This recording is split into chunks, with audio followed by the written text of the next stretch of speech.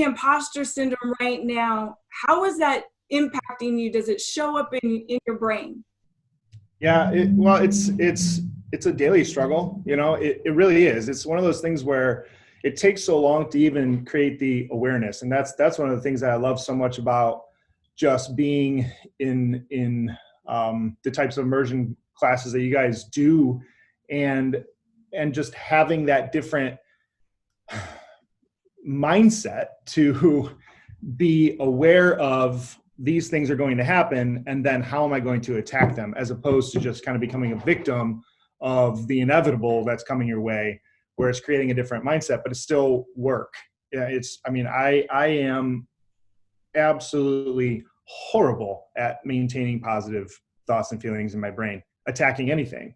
And it's brought me down to my core. It's brought me to my knees of just almost dismantling myself out of very successful places, relationships, opportunities, where, I have the ability, it's been seen, I have the way to find an opportunity and really take advantage of an opportunity and make it into something special. But somewhere along the way, I'm always thinking back about how I might derail it because, when I was in college, I dropped out, or because of, my first job, I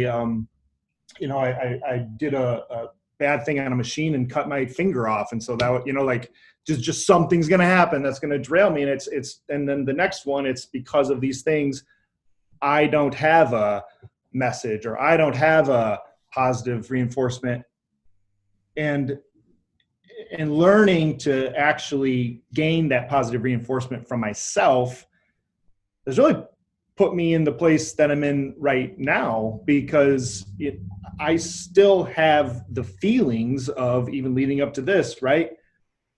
I don't have anything to offer. I'm not a, super successful CEO, or I'm not a coach of a Division I program, or I'm not a this or that or whatever. It's never about, well, this is what I have done, and that's pretty cool too. And it's led me into this place where, man, I am now thinking so much less about what if this happens on the negative end, and so much more about what could happen.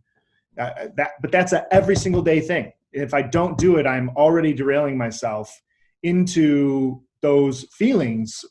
And that's something that then trickles down into, when you're leading an organization, and especially trying to change one, grow one, et cetera, there's just no place for that within the people that are working with you. It's got to always be positive, even if, it's like the duck, I call them on top and just legs swimming like crazy underneath. It's just, it's that, if I'm worried about this person builder paying us enough to make the next payroll, like that can't show. And my brain has always been in line with just worried.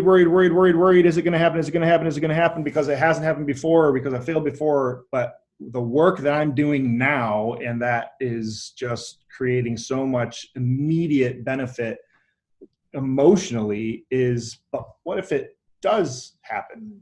And the experiences that I've had before in very successful companies is the result of the, what if it does happen?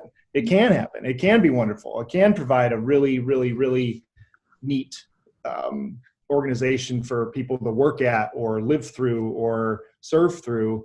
And just looking at that has really gained a lot of traction just overall with how we want to start building a foundation for the company that we're building now. But man, it's work. Like, it's every day. And if I don't do it every day, it shows up everywhere. It shows up absolutely everywhere.